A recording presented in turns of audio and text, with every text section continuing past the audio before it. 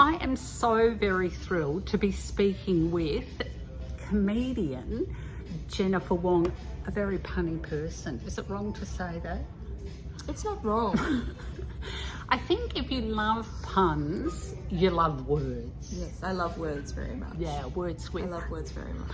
I'm Stella. Welcome to my channel at 30 Books, where I mainly talk about Australian writers and Australian books to get you to run out and buy or borrow from your local library an Australian book to keep our Australian writers and our Australian publishing industry flourishing. You're the first comedian I've had on my channel. Well, it's an honour and I promise to take this very seriously. Excellent. That's what I wanted to hear. Now, the particular reason we're here is that you have a book out along with Lin Ji Kong, Chopsticks or Fork, which came originally from a television show. Give us a quick précis about the book. Yeah, so Chopsticks or Fork used to be, and it still is, an iView show on the ABC. And in the series, we went to 6 restaurants around Australia. And in this book, we've gone to 10 restaurants around Australia, Chinese restaurants in country towns.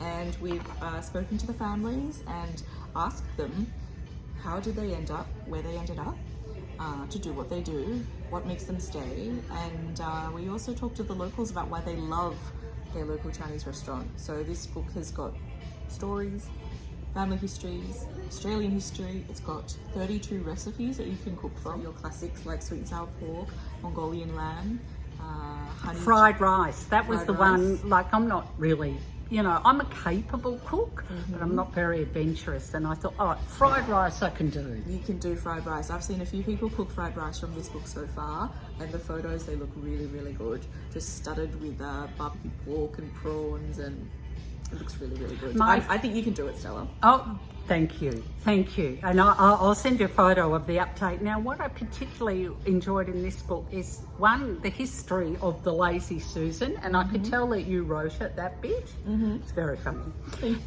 And also, like, the small stories. About, there was a few kids in there talking about how they grew up in their family's restaurant. And not easy, but the value that they placed in their growing up and the respect that they had for their parents. I mean, you know, they worked hard. They worked hard. I think, so when you hear one story, you think, oh, how interesting. This is a hardworking family, and the kids, once they're adults, they really appreciate what it's like to have had parents that worked so hard for them, right? But then when you hear this story many, many times over, and then you see people writing in to tell this story who grew up in the 1940s all the way to growing up in the 2000s, and everyone is saying the same thing. I grew up, I saw how hard my parents worked, and I really appreciate, you know, if they worked in the restaurant, the foundation it gave them to be, you know, really hardworking, diligent, you know, that kind of thing. Because there's a lot that takes a lot of work to run a restaurant. Oh, yeah. If it's a family business, you know, so the kids are doing everything from folding napkins to, like, you know, packing takeaway or taking orders or whatever. Oh, well, one said as soon as he got tall enough, he was delivering food and taking orders. That's right. And then also the nitty-gritty of what it takes to make the food.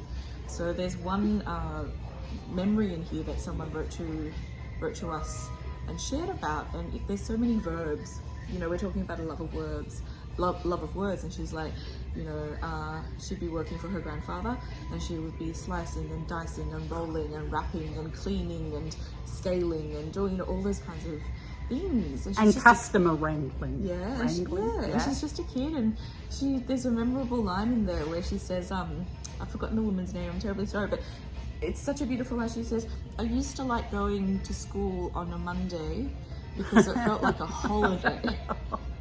I know. And it's like, wow, these kids were really, really working. And then you think, wow, that's full on. And then you hear about time specific things, such as, like, you know, kids who were responsible for putting the price lists and the menus together at a time before there was a computer. So they're like, and then the typewriter, you had to figure out how many dots you needed in order to get to the dollar sign. Yeah, I just read that one, and talking about, before that they had a calculator, they had to add up. I wonder if customers then were doing split bills scratching little kid trying to work out split bills as well.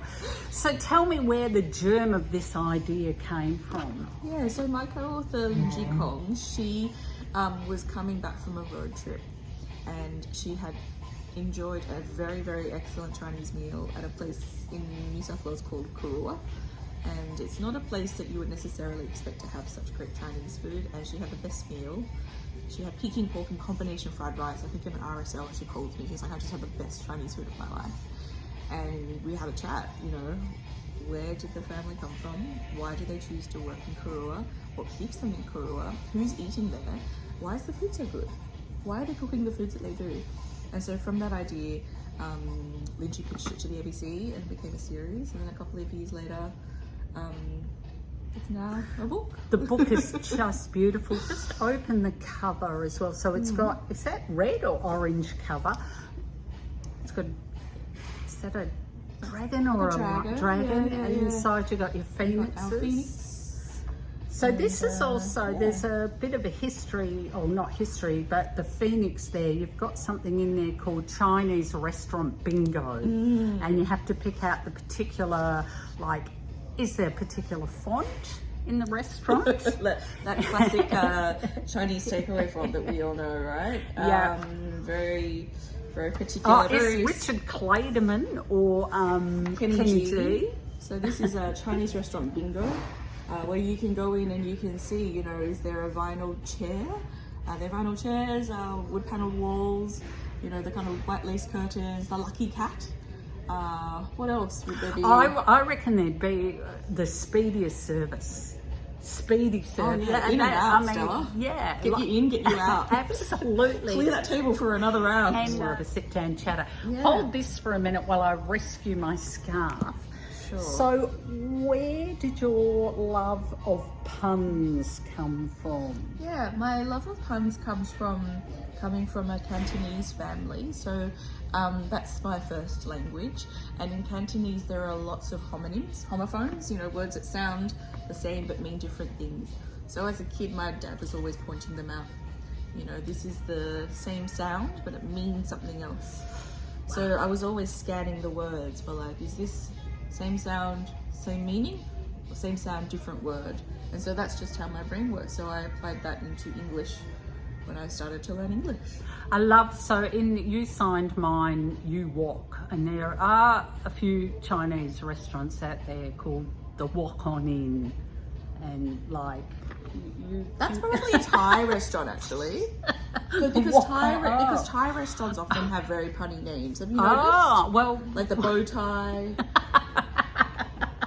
You don't even like puns, Stella, and you're laughing. You've made very clear in the past that you're not a fan. I really hate it. Look, I work in marketing as well, and I love a pun. No.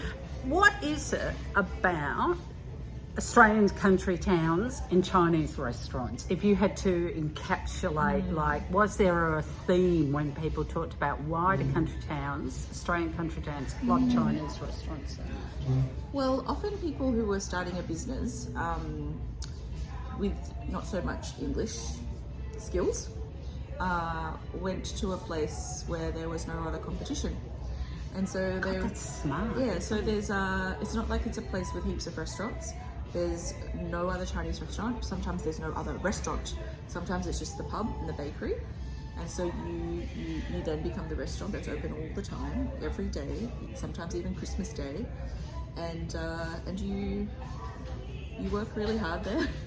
And so here's something, you know, so for example, the other day I was in Canberra for a book event, and in Canberra we had a story from Gavin Chan, whose story is in here. His family's restaurant is called Happy's and has been running since 1962. And at the same time as Gavin was there talking about his family, we had a woman called Sue Johnson who came from Cowra. Sue's story is also in this book. She's one of the people who shared her Chinese restaurant memories, right? And the interesting thing is that Sue's family and Gavin's family are linked in that Gavin's grandfather, Happy, who started the restaurant, used to teach all these Chinese men how to start their own restaurant. And one of those men was Sue's dad, Bill. So Bill and Happy apparently were inseparable. They were just chatting all the time. And is Bill Caucasian?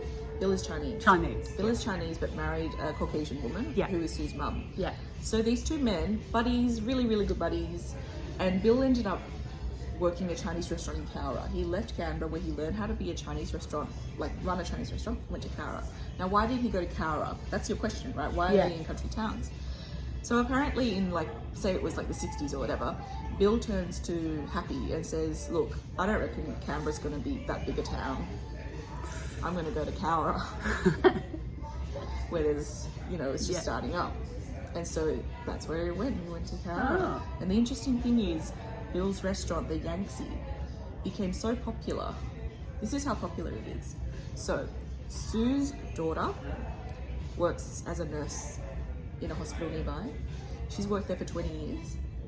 In all her 20 years of seeing patients, only 2 people have never heard of the Yangtze. Oh, that's fantastic. So this is... It's an institution. It's an institution. Yeah. And the name, great name. I know. Oh, how's the reception been to the book? Are people loving it? That's all I think you'd have to ask the people. Have you heard some feedback? So it only just came out. Yeah, it's been out for about a month. So it came out on the 3rd of September. We've had some lovely feedback from people who also grew up in Chinese restaurants write to us to say, I never knew that there were other people out there who were having this experience as well. And so that's been really lovely, because the feeling of loneliness is something that we've all shared before. And I think that there are, you know, when you're ordering a Mongolian lamb, perhaps you're not necessarily thinking about the anxieties of a kid growing up in a Chinese restaurant, you know, watching their parents work so hard for such long hours, you know, often in remote areas. So that's been one of the really lovely things. A lot of people have cooked from the book, which is really nice to see. I've been seeing some honey prawn action, some prawn toast action. Prawn toast, I discovered that. Oof, yeah.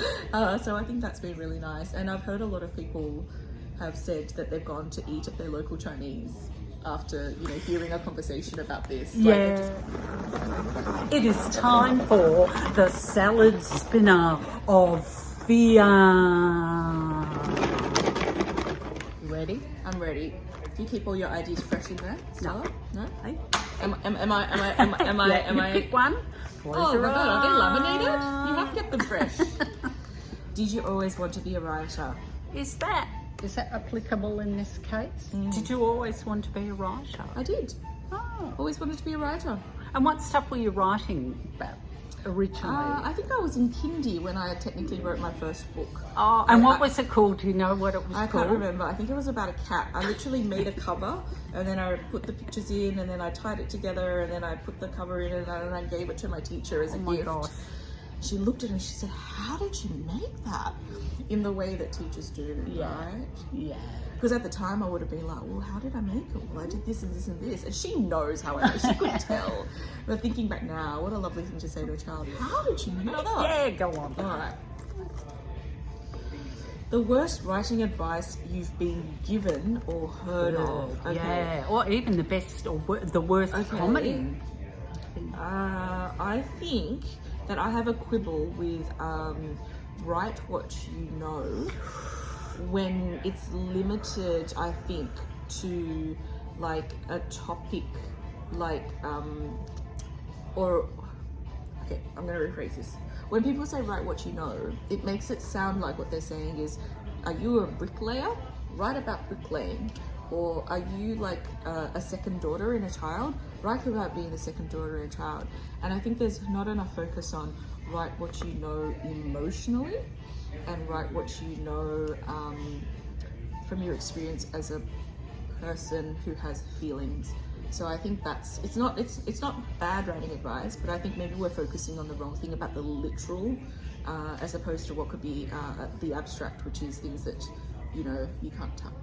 Yeah, so I'm very much about, I actually believe write what you know, because one, it's about telling the truth, and two, keeping your nose out of other people's business as well, because also when you're beginning, yeah, I think it's